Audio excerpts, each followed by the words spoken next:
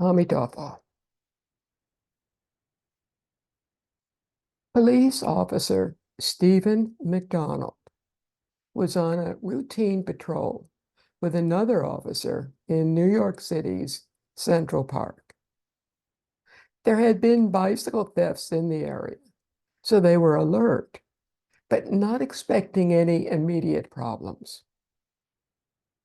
As they approached a group of teenage boys, the youths fled. Officer McDonald ran after 3 of the boys, and his partner ran after the others.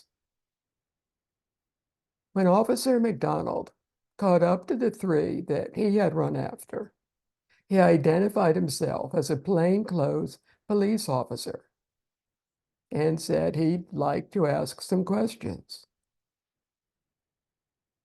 As he was asking their names and where they lived, he noticed a suspicious bulge at the hem of the pant leg of one of the boys.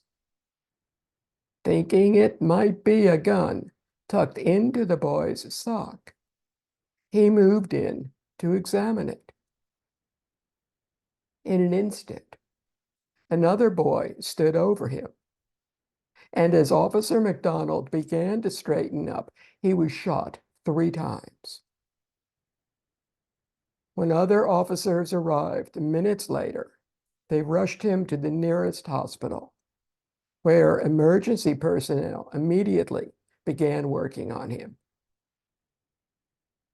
They managed to save his life,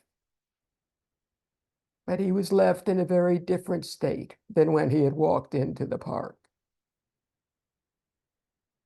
The first bullet had struck him just above his right eye.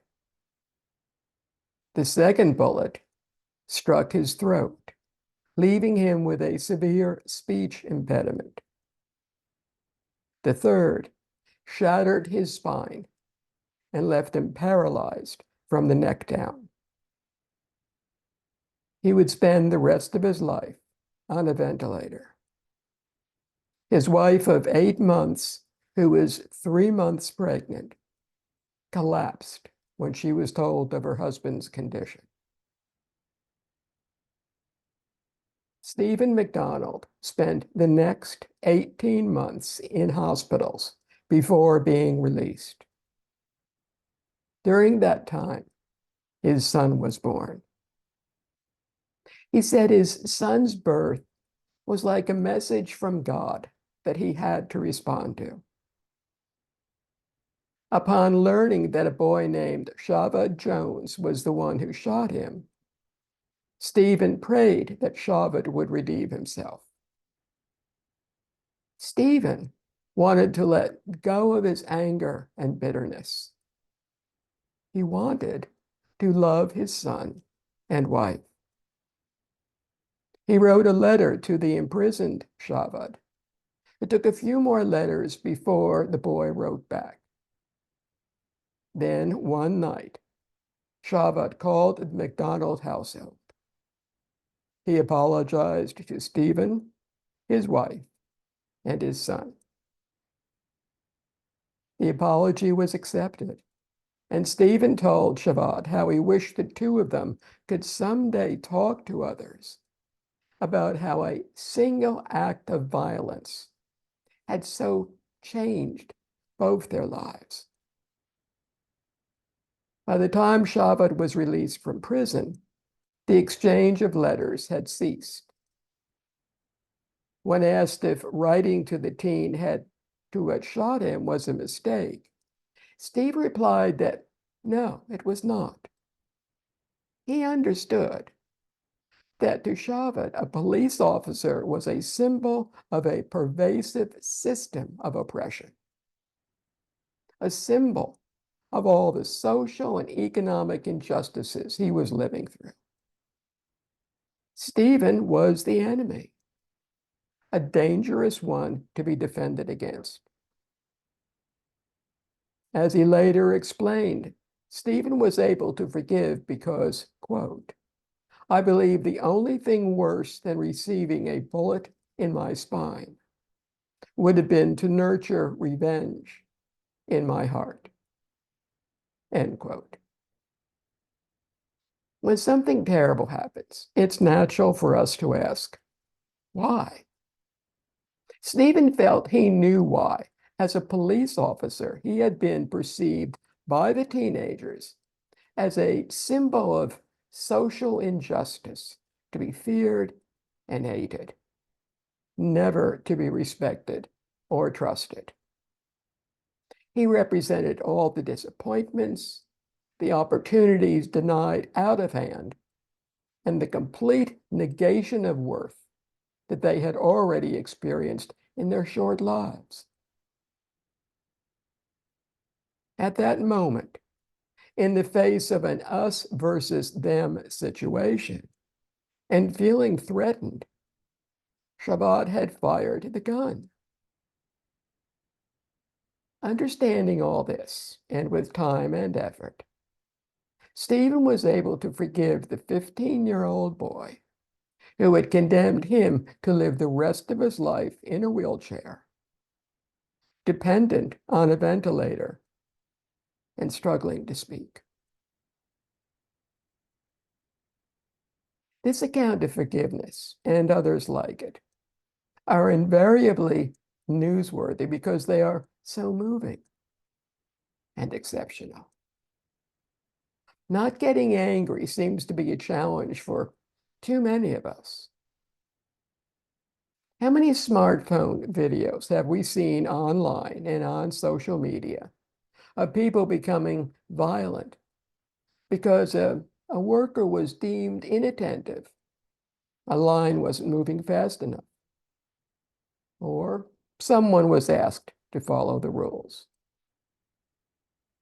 No wonder the idea of forgiving someone whose actions have irreparably changed our life feels unimaginable.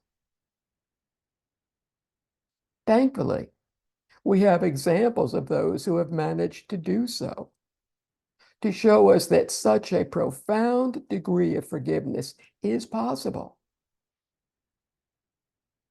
Previously, in It Was a Mistake, we learned how Debbie Bakery endured over 40 agonizing surgeries over the course of more than 10 years to rebuild her partially destroyed jaw.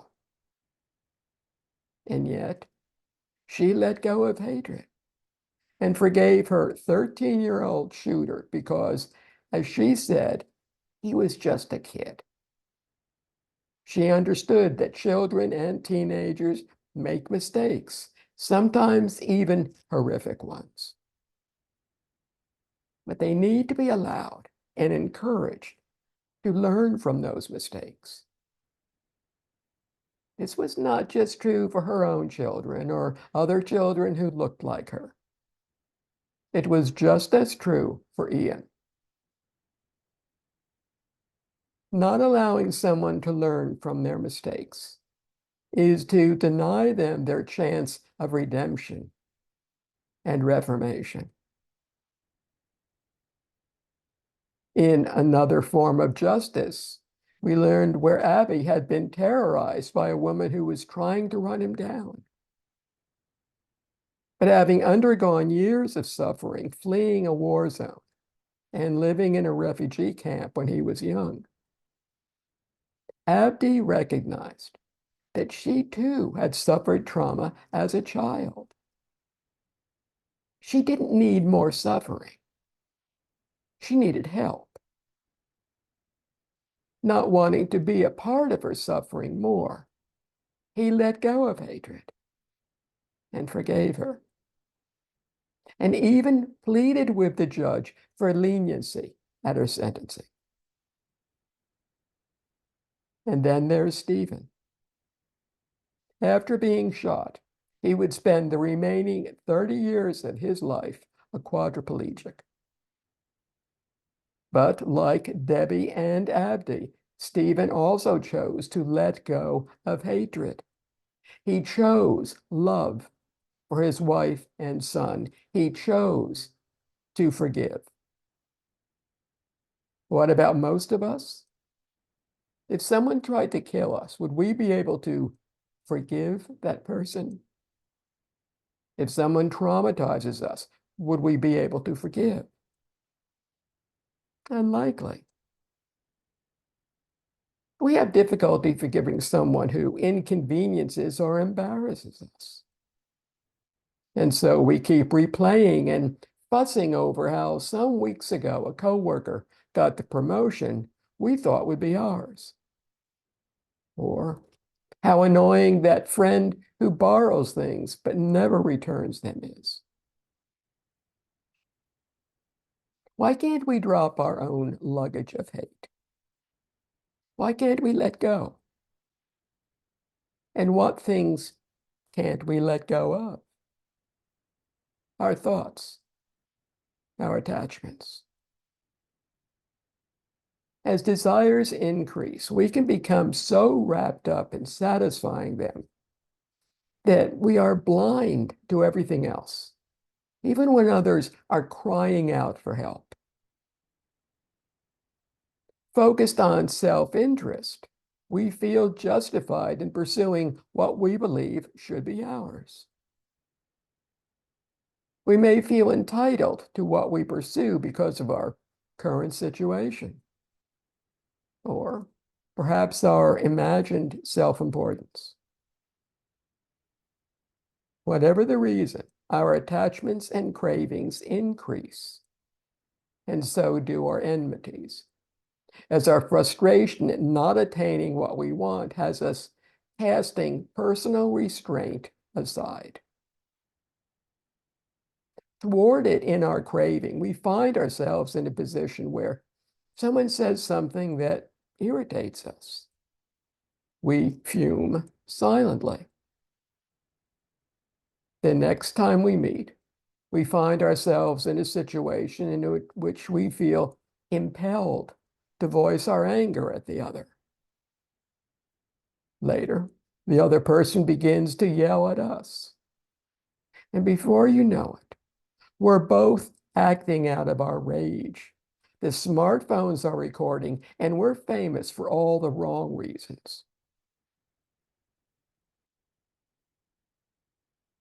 We need instead to let go of our attachments to our self-interest, to everything we cling to, be they desires or aversions. We must also let go of our bitterness and desire for retribution. Our desire that those who have harmed us suffer as we have suffered. Stephen realized that he had to let go of revenge.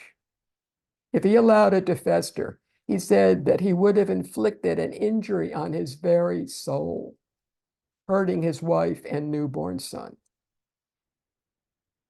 He could do nothing about being paralyzed from the neck down, but he could prevent adding spiritual injuries to the physical ones. And so he began working on forgiveness. As he said, quote, "Forgiving is not just a one-time decision.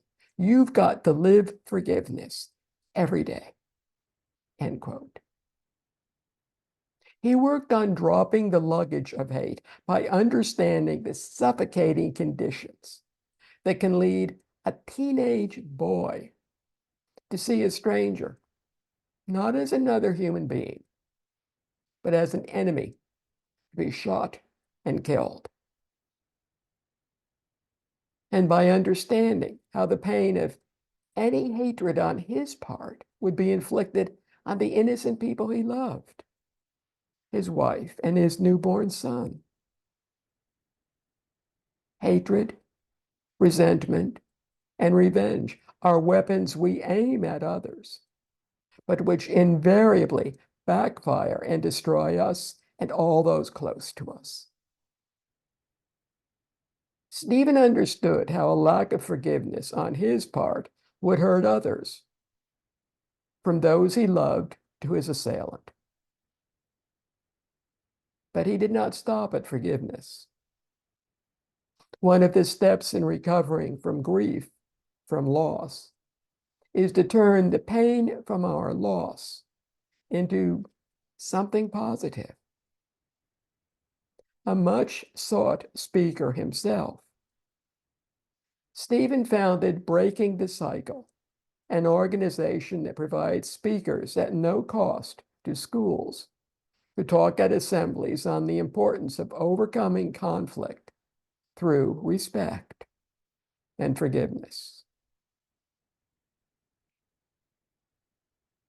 Like overstuffed detritus crammed luggage, hatred weighs us down, leaving us so overwhelmed and exhausted that every moment of every day is a struggle.